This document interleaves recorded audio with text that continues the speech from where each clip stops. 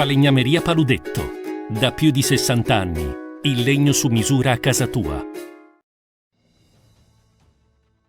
TG Plus News edizione di Venezia, buon pomeriggio. Apriamo il nostro notiziario con la cronaca.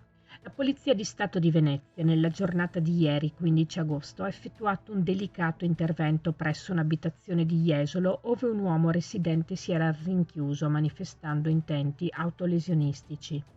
A seguito di segnalazioni giunte da familiari dell'uomo, dalle quali emergeva anche la detenzione da parte dello stesso di una pistola, personale del commissariato di Jesolo si portava sul posto procedendo a mettere in sicurezza l'area. Quindi i poliziotti riuscivano a dialogare con l'uomo che si dimostrava collaborativo, consentiva l'accesso al proprio appartamento e confidava le sue problematiche. Indicava quindi egli stesso ai poliziotti l'arma da lui regolarmente detenuta, che ne veniva sequestrata a scopo cautelare unitamente ad alcune munizioni. La persona veniva infine affidata a personale sanitario per la doverosa assistenza.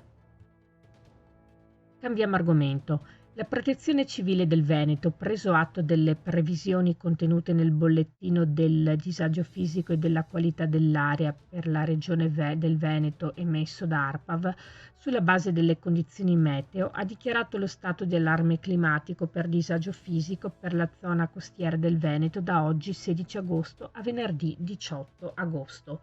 Per segnalazioni e informazioni di ambito sociosanitario è attivo il seguente numero verde 800 535 535 realizzato con la collaborazione del servizio telesoccorso e telecontrollo. Per segnalazioni di eventuali emergenze di protezione civile è attivo il numero verde 800 990 009. Grazie a quanti sono a lavoro per garantire l'ordine e la sicurezza pubblica, gli agenti diffusi su tutto il territorio e quelli che dalle centrali operative coordinano e gestiscono le emergenze.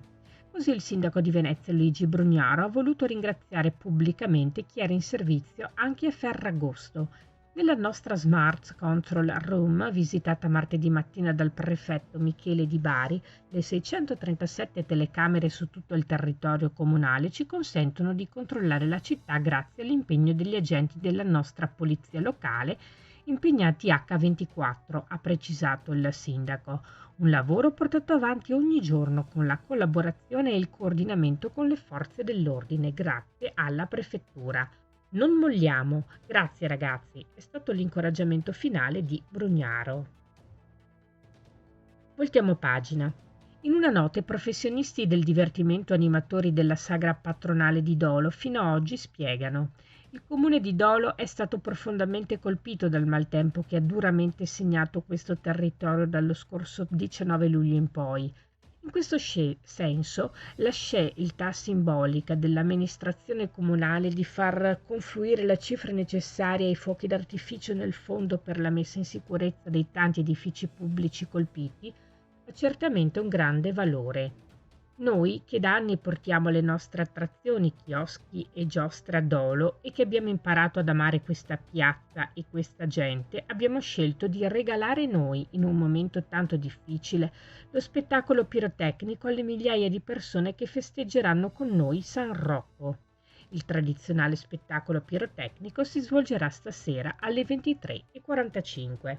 Questa era la nostra ultima notizia. Grazie per essere stati con noi. Arrivederci.